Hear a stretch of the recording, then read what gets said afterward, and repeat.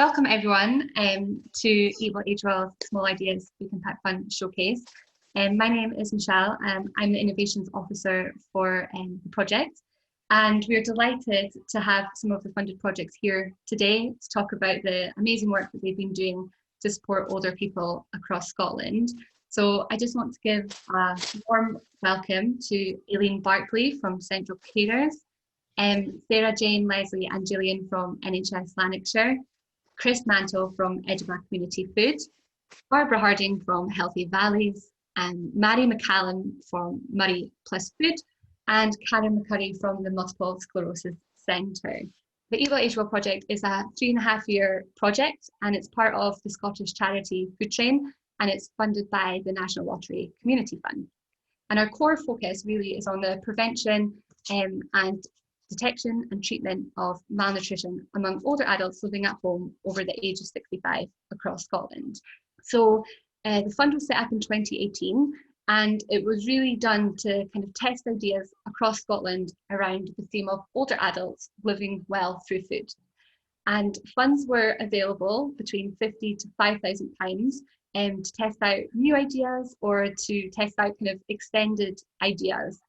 And the money really could be used for a number of different things, such as training, volunteer staff expenses, food ingredients, as well as kind of printing resources or equipment. And this could be for a one-off event, or it could be for a number of different events, series or showcases. And the good thing about this fund as well, that it really was open to a range of people. So for example, individuals, community groups, social enterprises, charities and public sector workers. We have funded 47 projects across Scotland, and you'll see from that map there that it really does cover the length and breadth of Scotland, and it covers most of the Scottish health boards, which is really fantastic. And we have given away over £160,000 to community projects to support older people. There's a couple of pictures here from some of the projects that we have funded, and we're really, really proud to support a range of fantastic initiatives. So we have a setup of new lunch clubs, we've got cooking classes, we have wellbeing roadshows, intergenerational projects in schools as well as primary schools and secondary. We have supported dementia-friendly support groups. We have also supported men's shed initiatives. So it really is a range of projects, which is great. And we're really delighted to have some of them here today. First of all, we're going to kind of hear from Falkirk and Clackmannanshire Carers. So they're men's healthy eating group.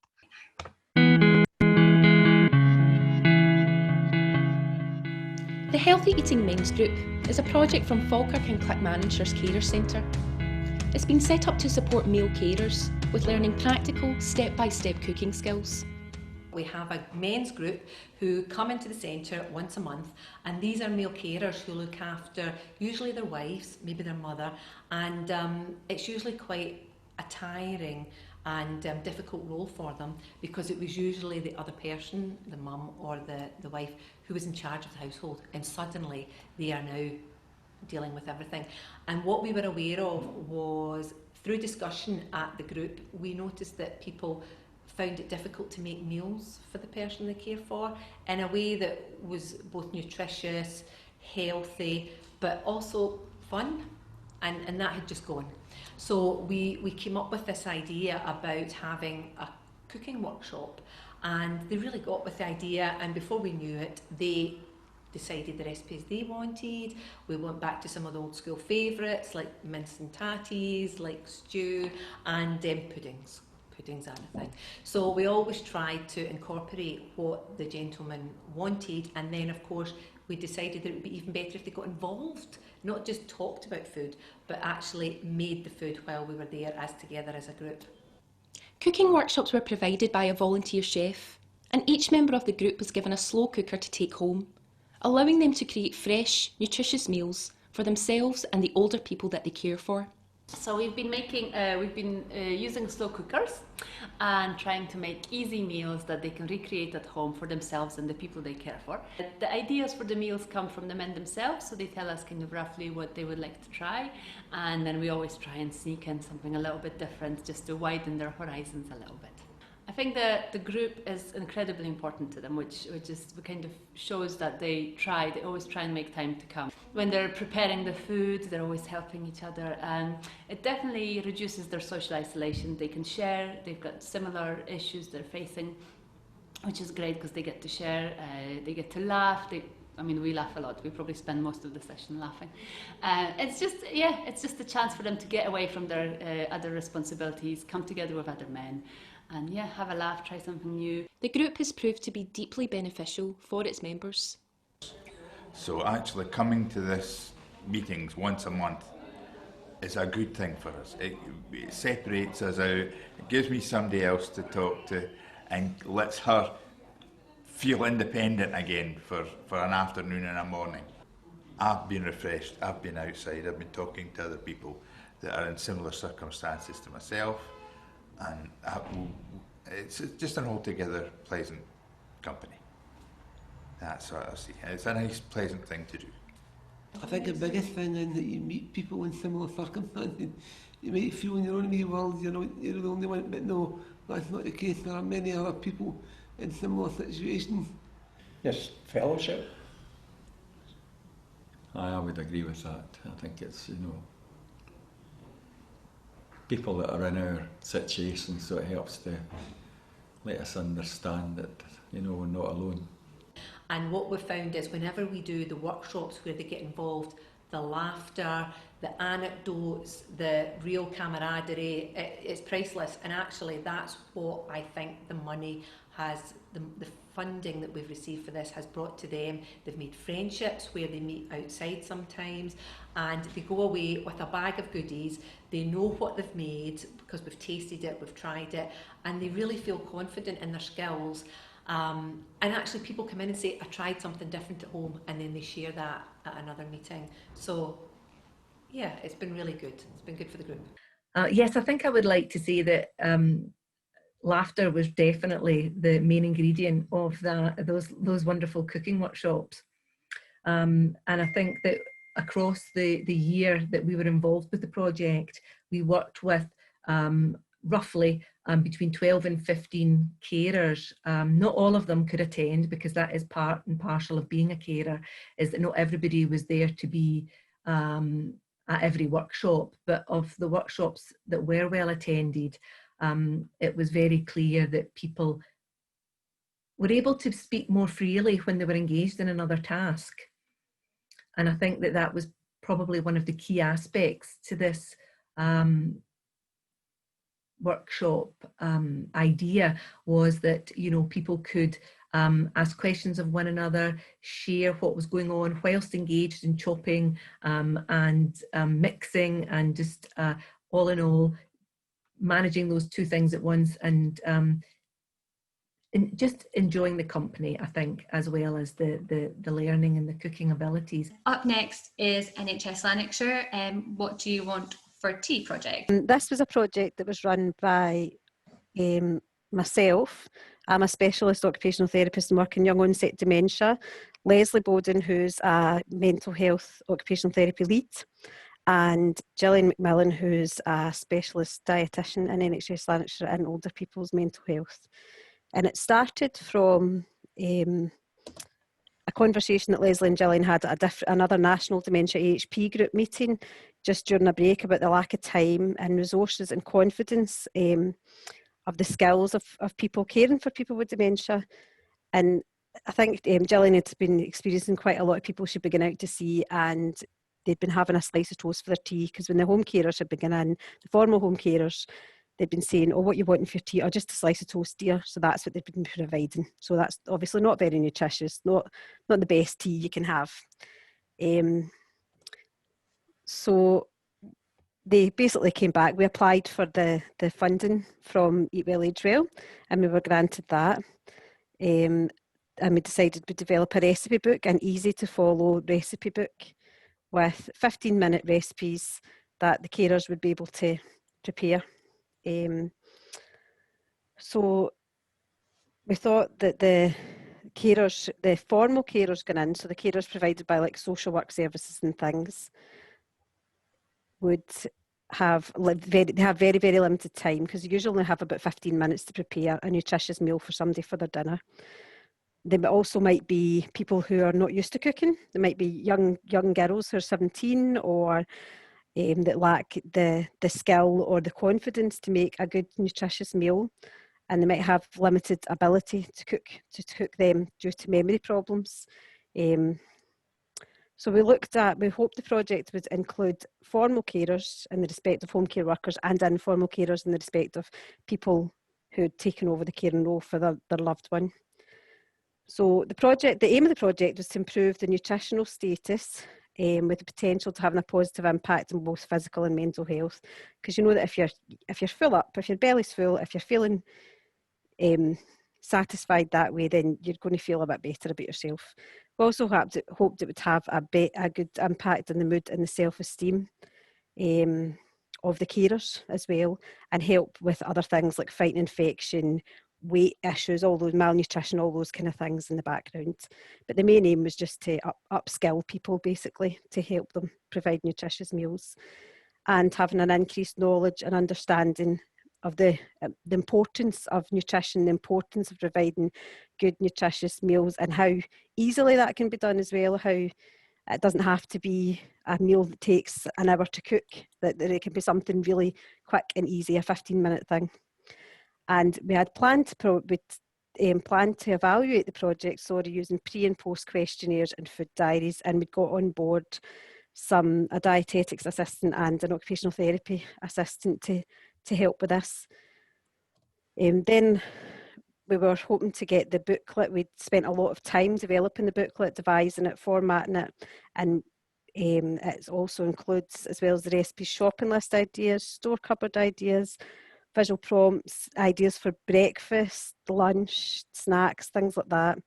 And then COVID hit. So the printer's closed and we haven't managed to get the booklet printed yet, but we did send the booklet out to as widely as we could to colleagues to use, and the colleagues had sent back feedback from the book. So the kind of things it's been used for at the minute, it's been used a lot in our older age mental health wards. So prior to the pandemic, we found that it was proving really difficult to get the commitment from formal carers. We'd managed to get one social work board on board with us, but just because of the lack of resources and the lack of time, we were finding it really difficult to get them to engage. So we're starting to think about other ways we could get the booklet out there. And we'd shared it with all our colleagues, all our AHP colleagues within Lanarkshire, and our social work colleagues, to share out to people, informal carers they thought it'd be useful to. And we received some very positive feedback from all our older adult colleagues. It's been used in some of the old age mental health wards as part of their inpatient programme, so they're upskilling them while they're in the ward, or keeping their skills while they're in the ward, and then they're taking that booklet home to allow them to continue with those recipes at home. And it's also been used by our community occupational therapists. It's been given out to some informal carers in the community who've taken on that caring role, who had lacking confidence and skill in cooking things. When we were developing the booklet, we actually asked our forensic colleagues, some forensic inpatient wards, to make the meals, to see if if the recipes followed through okay, and they would make the meals for us, and they took lots of pictures for us as well. So it's them that's actually helped produce all the graphics for our booklet, for our recipe book, and it was received really, really well. Yeah. So what we would do differently, so we would probably request actual dedicated time and more expenses to complete the project from our work, because it did take up a lot of time to produce all the booklet, the recipes. I don't think we anticipated just how much time it would take. We probably would have engaged home care at an earlier point in the process as well, to get their buy-in a bit more, and maybe aim to do it as a smaller project. We were maybe thinking too big to start with, and we did scale that back during the project as we went along. and we would find other ways to gain feedback from the users of the resource. But because COVID hit, we didn't get a chance to put it in place properly, because it was meant to all officially start in March, but then lockdown happened. So we've had lots of good feedback from it. Next project, which is from Edinburgh Community Food, and it's their Food Friends project. Food Friends is a health programme for older adults developed by Edinburgh Community Food. Working in partnership with Viewpoint Housing, Food Friends enables residents to participate in cookery sessions, community meals and social eating. So Food Friends is primarily a cooking group for older adults.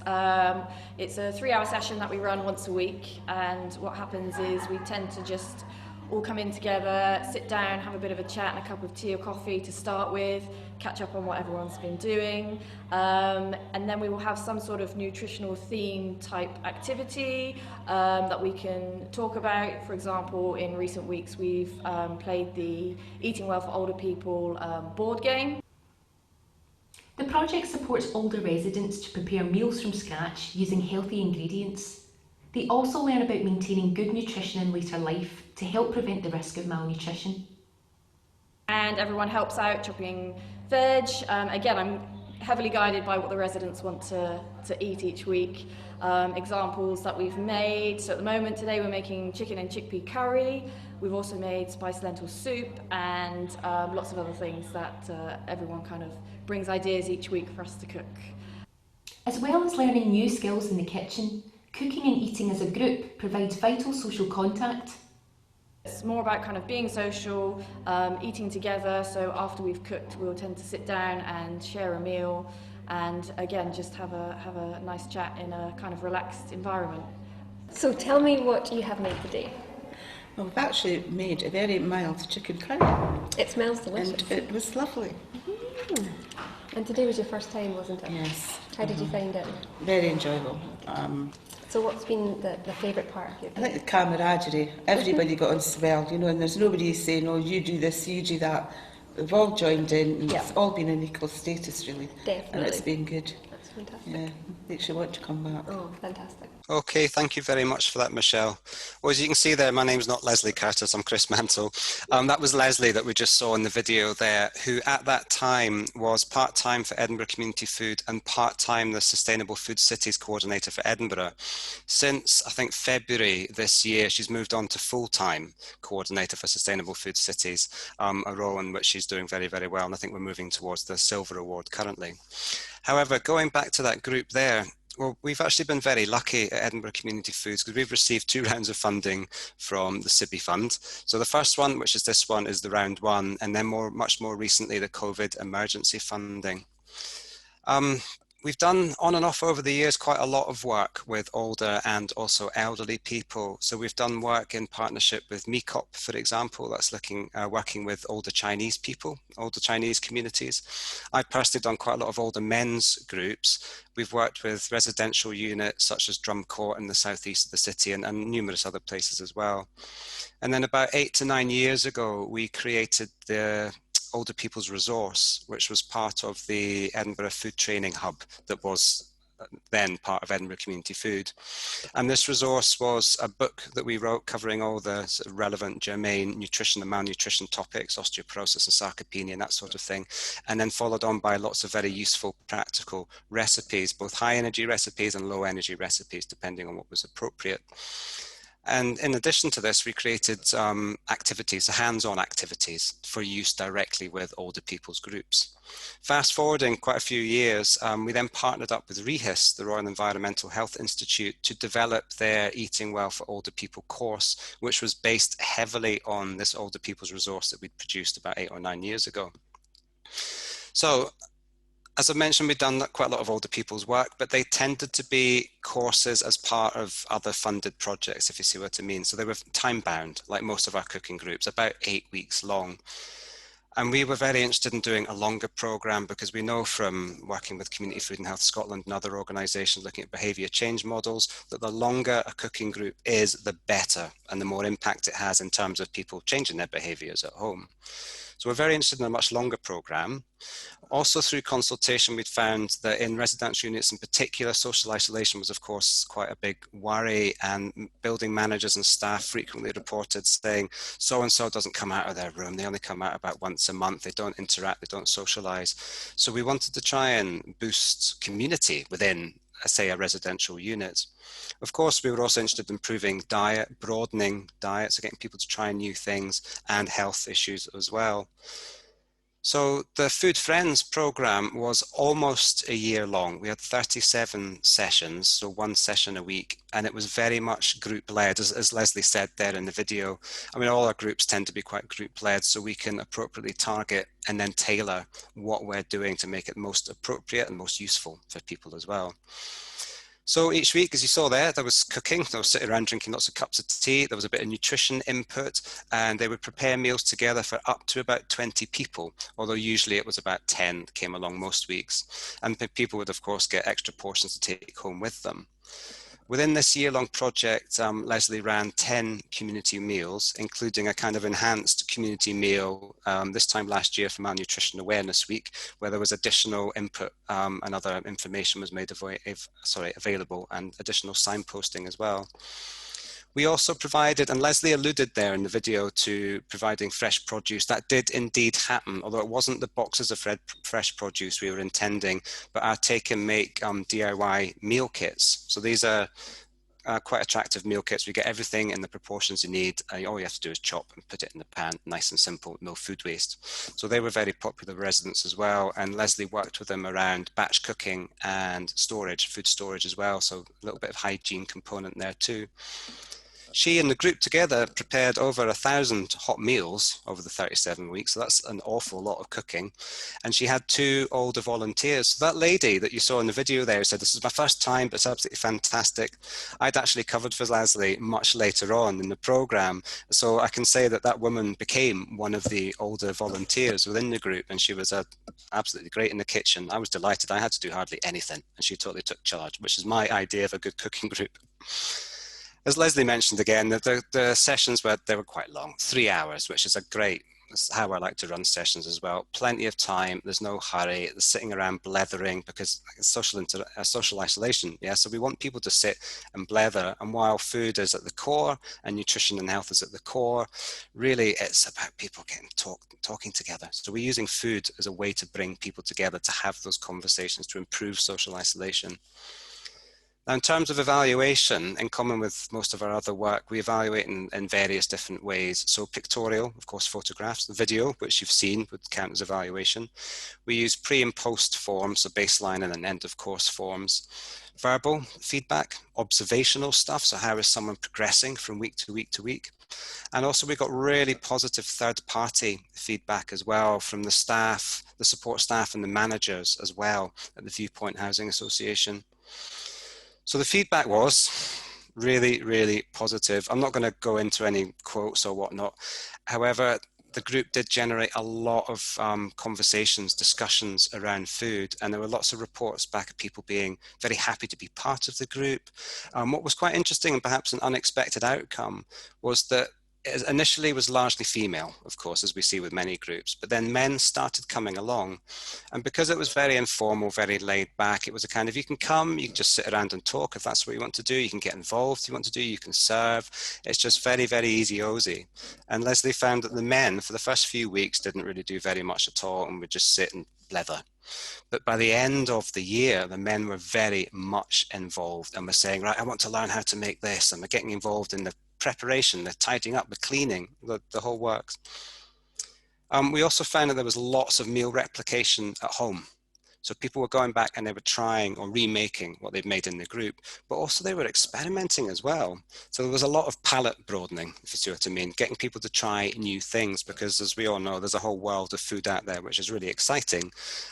So why can't we just go and explore it and have a lot of fun while we do it? We also saw people trying the new foods at home and cooking for each other a little bit as well. So we saw new behaviours, thinking about the behaviour change. So there was a lot of reports of the batch cooking, feeding of neighbours, so inviting people in and out of each other's homes, which is wonderful, and also freezing and the storage side as well. So all in all, a really, really positive project. Okay, thank you. Okay, so we will move on to our next project, and it is from Healthy Valleys and their Nourish and Natter project. My name's Barbara. I'm a project worker at Healthy Valleys, which is a community-led health improvement charity. We're based in rural South Lanarkshire.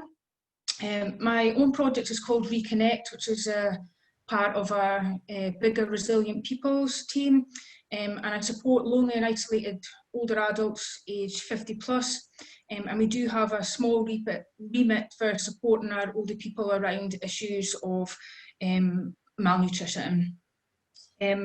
So why we applied for the fund, we had done quite an extensive consultation with our older people about many different aspects of later life, and some of the themes that came out around about cooking and eating well was that the majority of the people that we work with, they are quite restricted physically, and they've got poor physical health and mobility, and they aren't able to cook for themselves or cook anything substantial. A lot of them will be relying on carers coming in and preparing food for them.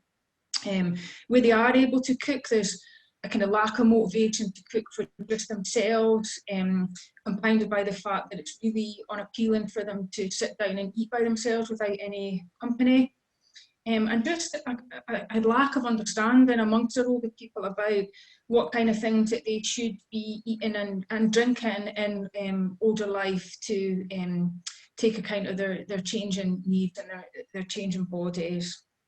So we wanted to find ways really to help address those issues within our kind of wider remit of working with older people. So we were lucky enough to receive some funding to establish our Nourish and Natter cafes.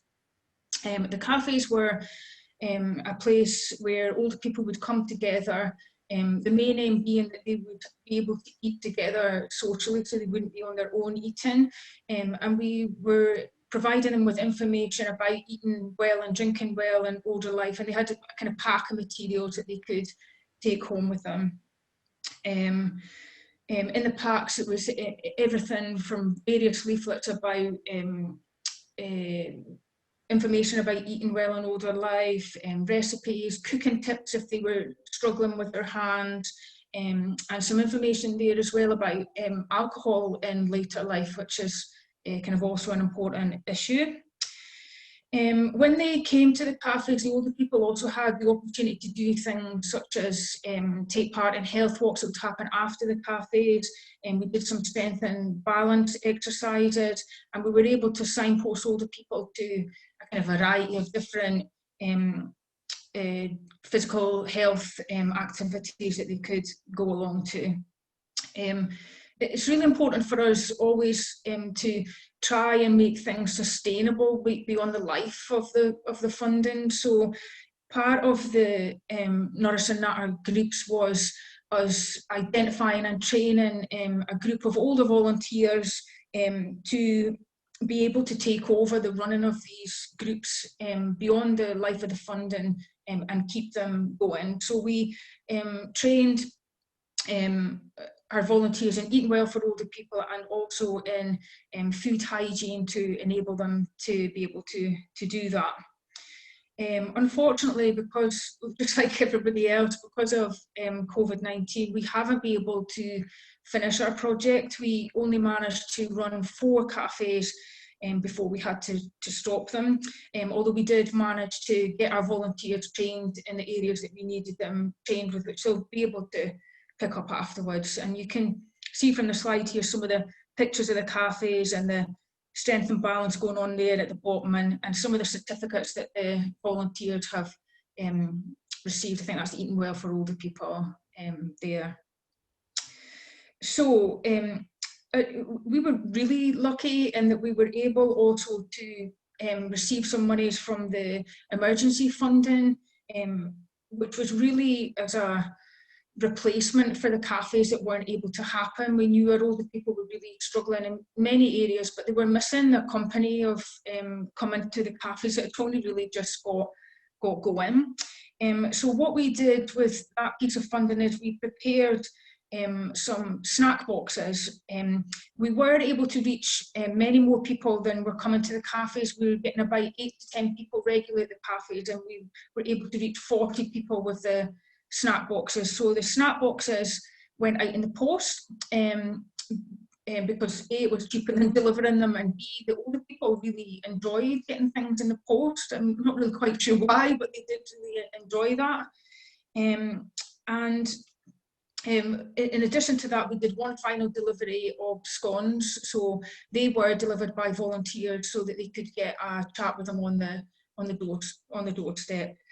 The boxes were all followed up with a phone call from a volunteer just to give them some social interaction that they were missing from the groups, and also to chat to them about the things that were in the boxes, how they found them, because a lot of them were snacks that they probably hadn't really tried before. So we have made a decision that our cafes will not be able to conclude this year. So we have just now received permission very recently from Eat Well, Age Well to use the money that would have been spent on the cafes to deliver soup and scones to the same 40 people that received the snack boxes, and those will start next week. They'll happen fortnightly, and that will take us right up to the end of November. So that leaves December for us to focus on all the Christmassy things that we'll no doubt be doing. So what we found was we are still evaluating the first round of funding because that project is still ongoing, but some of our initial thoughts from the cafes when we did the armband tests, we were quite surprised that we didn't actually find many people that were identified as malnutrition from the armband. We had one lady who was borderline, but what we do know is that our older people that come to this cafe are not eating properly, they're not cooking properly, they're having cereal for their dinner or a piece of toast for their dinner. So it's interesting to us that our older people could be malnutrition, but in ways that are not being picked up by the armband. So that's something for us to think about. The slide that you're seeing there, I just need to move this across, shows some of the feedback that we had from the food boxes. So that's our Nourish and Nat Goes mobile. So all of our older people enjoyed getting the boxes and they find them useful. 78% of our older people wouldn't have been able to access these snacks elsewhere because they're not able to get out of the house. 78% thought that they were thinking differently about healthy snacking as a result of receiving the boxes and talking to the volunteers. And almost all of the older people found the calls and the doorstep visits helpful in reducing levels of loneliness and isolation. We also found type 2 diabetes was a pretty big issue for us. We found that out really when we were preparing these boxes. So a quarter of our older people are type 2 diabetic, which was a bit of a surprise to us, a bit of a shock. And what the older people are saying to us is that they struggle to get the support and the encouragement and the knowledge to be able to deal with those conditions. Many of our older people are very, very much older, lots of physical health conditions, lots of poor mobility. So yeah, that was interesting. In terms of what we would do differently, probably nothing. Our older people really love the cafes. And they love coming together and sharing a meal together, and it just makes such a difference to their lives. We know that lunch clubs in our area and also social activities for older people are really dwindling, so we would really like to be able to do more cafes and get that up and running in more areas on a more regular basis. We would like to do some more work about type 2 diabetes, with other agencies, perhaps working in partnership with them to support our older people to be able to manage their conditions a little bit better, because we know that they know that they're eating things that they probably shouldn't be. And finally, we'd just like to say a really big thank you to Eat Well, Age Well, because it's small things, although these are just small things, the difference that it makes to our older people is just immense.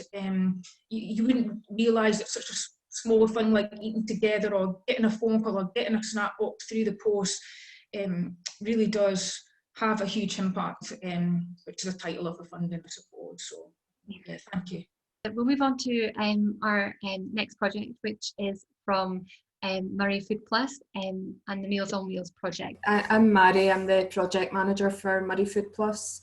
We're a food charity and we cover the whole of Moray, and our sort of core services is a food bank, but over the last couple of years we've really expanded sort of additional services. So we do a lot of sort of holiday provision, cooking sessions, and we've sort of developed community meals in an older people's lunch club over the last sort of year and a half. Lockdown came, and as with everybody, we had to suspend all our services, including our lunch club and our community meals. Unlike the other sort of lunch clubs in the area that always charged an entry fee, our lunch clubs and our community meals were pay what you feel, so we didn't have a sort of cost barrier for people. So we were really aware that a lot of the people that came to our meals were food insecure. We were also really aware that a lot of older people don't come to food banks to get support. So when lockdown came, you had the background of all the food shortages. We're a very rural area, so people were struggling to get to shops. Older people were just really scared to go out. So we really felt that we had to do something to fill that gap. Moray lost their Meals on Wheels service a few years ago, so that seemed to make the most sense to us to sort of create a sort of mobile community meal project. One of our partner organisations offered us use of their community hall, so straight away we had a venue that we could use. We had made the decision to suspend all our volunteering, really because within the food bank itself we couldn't do social distancing, but again a lot of our volunteers are older, they're travelling on public transport, so we just kind of felt it'd be safer not to have volunteers in, which is obviously a bit of a problem when you're trying to develop a new service. But again, a lot of our partner agencies sort of stepped up, and they weren't able to sort of do their normal jobs, so their managers were allowing them to come and work with us so that they were actually contributing to their communities during a really difficult time. So we started cooking 2 days a week and sort of distributing 2 days a week, and we were making about 400 meals, and when I say meal, it's like a 3-course meal, so you can imagine the number of dishes we were actually making. So it'd be things like soup, a main course, and then a pudding. So it's my favourite, pineapple upside down cake in pictures. So they were cooking them. We worked with all the referral agencies. Again, as a food bank, we've got a really good network of agencies. So we were working with like the social work, housing, and a lot of the community COVID groups that were coming up that we were doing other work with to really identify the most vulnerable people. So between sort of April, May, June, we were really targeting anybody of any age. So we were doing a lot of family support. We were working with a lot of people with mental health or addiction issues, but also quite a large proportion of older people as well. We decided at the end of June, restrictions were sort of changing. There was more food available in the shops. So we sort of changed our focus more to supporting older people, because older people were still quite scared to come out. They were still sort of missing their lunch clubs. Again, in rural areas, social isolation is quite a big thing. So we sort of cut back our service. We were only cooking 1 day and distributing 1 day, but we were really trying to target more older people. So we were working with a lot of the sheltered housing organisations across Moray. So what we've done now is we've sort of created a rota, so we'll provide a sheltered housing place sort of once a week in different places. So we are really sort of working right across. Moray's quite a large geographic region, so we're trying our best to make sure our service is well spread out. And then there's people that will get weekly meal support that we know are more vulnerable that have come to us through the likes of social work. So we've kind of cut down from 400 meals to around about 200 meals a week. But again, it's still the 3 courses that we're doing. I do have some quotes from folks. So the main thing I think that people really appreciated the meals for was just the social interaction. Some people, it's like we were saying earlier, that they maybe have cereal. I have to say I have cereal for my dinner as well, so I can't really judge folk, but they maybe have toast or cereal for their dinner. So one person sort of said that they miss going to the lunch club and having their lunch prepared. So this is great to still have something tasty and homemade to enjoy instead. So, you know, instead of always having a ready meal or a piece of toast, they were able to have a sort of fresh 3-course meal. And some people were keeping the soup and having it the next day, so it was actually lasting over a couple of days for them. Another one said, I'm missing my groups that I normally go to each week, so it's nice that someone is still thinking of me. And that was another thing we're aware of, that a lot of older people don't have any contact, and just during the whole lockdown, it's like they were forgotten about. You know, older people were that generation that were forgotten about, and this was just a minding for people to know that we are sort of still thinking about them. Finally, another person said, I like having a wee blether when my meal is dropped off. I miss the company of the community meals, so it's nice they're still bothering to provide a nice meal for me to eat. And that was, you know, across the board. We're working with a lot of the community groups to distribute the meals, and it provided them with an opportunity to do a check-in with an older person. They would sort of do a sort of doorstep chat when they were dropping off the meals, and that sort of helped compensate for the fact that the older people weren't able to go to their normal lunch club and meet with people. And it's our plan really to carry this on until Christmas time, and then we're hoping that from January onwards we'll be able to start doing our community meals in our lunch club, maybe at a more reduced scale, but it will kind of based along the same line as hospitality, where we will have smaller groups and we'll have to do all the track and trace. But, you know, fingers crossed that we'll be able to kind of go out with a bang and do, you know, really nice Christmas meals. Funding wise, you know, we were fortunate, obviously, when we suspended our services, that we were able to reallocate staff to support the project, and our funders were supportive of that.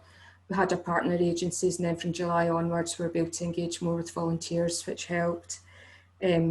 We obviously, as an organisation, we do a lot of food recovery and we get a lot of surplus food. So initially that was very up and down because there's so many issues with the food chain. So again, the funding we received, the likes of from Eat Well, it was really beneficial. It allowed us to open a kind of trade account with Bookers so we could get more bulk food on top of the food recovery that we were getting. And the highest expense for us has really been buying all the containers, because normally we would rather use the kind of eco containers, but they don't transport so well. We're having to use plastic, and unfortunately we can't take them back and reuse them. So at the lunch club, we normally have extra food that people can take away, and they can obviously bring their containers back. So that's kind of been the biggest expense for us when we've been doing the project. So, you know, appreciate the funding support that we've had. So thank you. So we're going to move on to our last project, which is from the Multiple Sclerosis Centre. Okay, so I'm Karen. I'm the Centre Manager for Multiple Sclerosis Centre Mid Argyll. Historically, I won't go into great detail, but historically, 1996, we set up as an MS centre. And over the years, we've developed and grown into much more of a community hub supporting people with neurological MS, people various long-term conditions, people who are lonely, isolated, who are elderly. Really now where I see us as a community hub supporting anybody in their community who feels the benefit of the support that we can provide.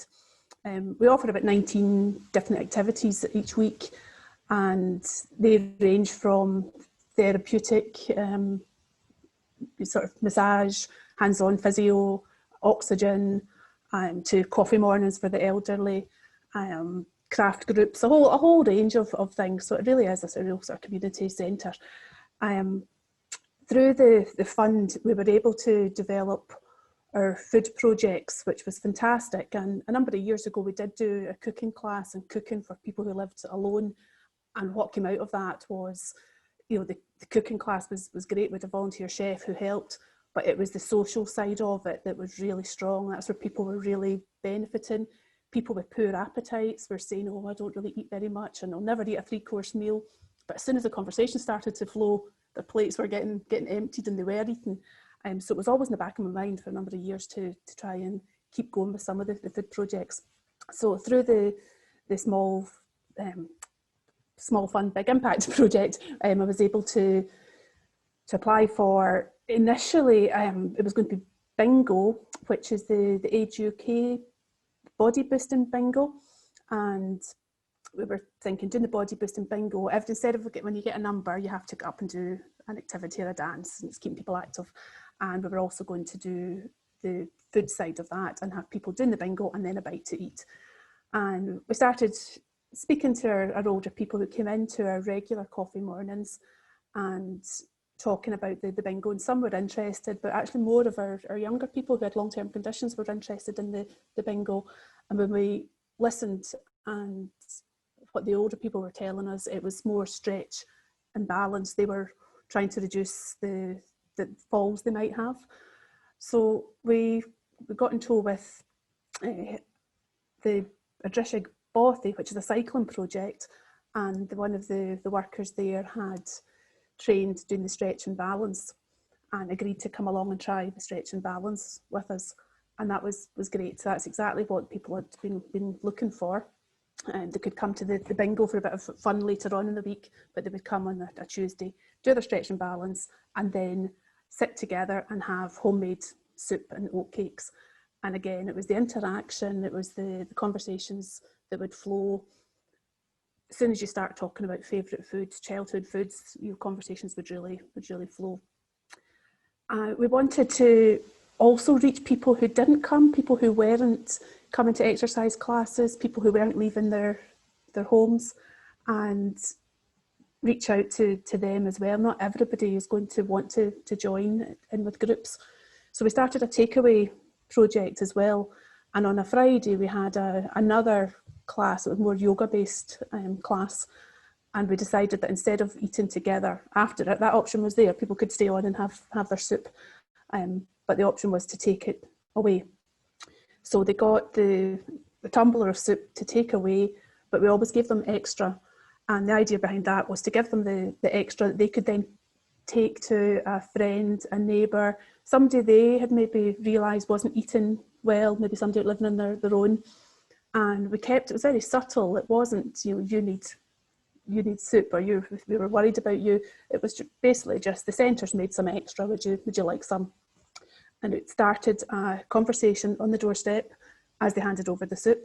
And at that point, like Mary was saying, everything we had plastic cups that were getting reused over and over again. So the conversation would happen again when the person went to someone's house, got the cup, took it back. So that was going really, really well. We had a number of people getting their soup with us, and also reaching people who would not normally have maybe got some. And then COVID reared its ugly head. The end of February, start of March, we're starting to get aware of it, and realising that the bulk of the people who came to us and the people that we reached, we've also got an outreach project which covers the islands. We realised that this was going to come to an end quite abruptly. So we decided a week before the official lockdown that we had to close our centre. Our people were all in high risk categories. They were going to be people who we were imagining were going to be shielding.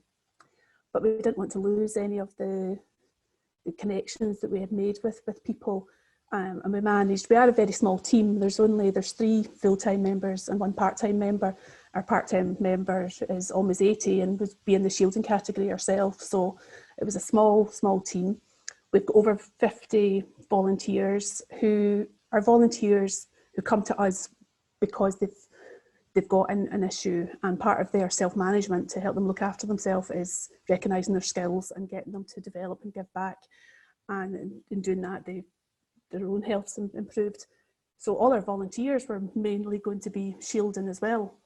So we realised quite quickly that our small team of staff and our volunteers, things had to change. So we decided to just look at the community. How could we change? How could we still reach the people that we were supporting?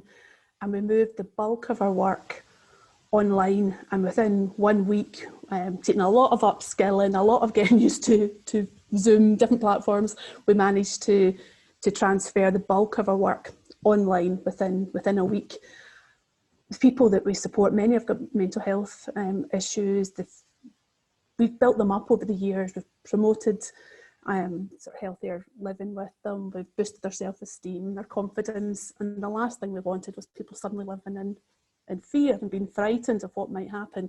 And really, we wanted to make sure that nobody was going to feel alone. We wanted people still to be part of the centre. So the idea of getting online quickly and within 1 week offering a full timetable of activities at the same time that they would have their classes, which meant with the food project that something like the stretch and balance that we were doing, a lot of them were older, a lot of them hadn't maybe used Zoom before. So we had various exercises on Zoom that they could connect with if they did use it. And if not, we were making sure that the stretch and balance exercises were all printed and given to them. And then we thought we've got to get their soup to them. So we started making soup and delivering it to the people who would normally, so at 4 o'clock on a Tuesday, they were still doing their exercises. And if they were good and did their exercises, they got their soup to their door. And we then wanted to reach more people in this way and get more soup out to people. But we're in Lochgilphead, it's a town about 2,500, but our reach normally goes out across all the Islay, Jura, Kintyre. It's a vast area, and we weren't allowed to travel more than 5 miles at this point. So we could only stay locally and support local people. So we decided to try and reach people, do it at that grassroots level again, find out who was concerned about their neighbours, their friends, their relatives, people who had maybe been older, needed some support, but the daughter was always going in and out the house and looking after mum. The daughter maybe found themselves shielding, so people were suddenly isolated. And we sent out about 100 care packs containing essential items. Toilet paper was one. We had all the toilet paper. They had tissues, different things that we thought were important treats, but also our contact details to say, if you need us, we're still here. We're working from home, but we're still here, and give us a call. And those calls came from some of our members, but not older people. And we thought maybe older people are not going to reach out that way and ask for help. So we decided that we would start a food delivery project. And although we were working from home, we would try and get what we were doing with the takeaway soup out to a wider group of people. And that's where the second lot of funding came in. As Maddie was saying, with the issue with the cups and the packaging we were using, we couldn't hand out a cup and ask for it back. So we used that fund to, you'll see in the photo, all our little cardboard recyclable pots that we bought. And we started reaching out to folk, finding out who you're concerned about. Is there somebody who would benefit from having soup? And in doing that, volunteers started coming to us. So not our original volunteers, because they were also shielding, but new volunteers who'd been, when we were working locally and were furloughed. And one said to me, please give me a job to do. I'm sitting on my hands here. I said, I need to be doing something, and I can't, I'm restricted. So we're saying, well, could you bake? Could you make soup? And it became a sort of regular. Fortunate that living in a town at Lochgilphead, we can leave a big plastic box at our door, and our volunteers would drop off at our door, and we would make up the food parcels, as you can see in the photo. Myself and Claire, who's our outreach worker, who's normally out in the islands, in my garden making up the packs to hand out. And it was soups, cakes, puddings. The puddings, as you can see in the photo, the custard puddings, that seemed to be the favourite.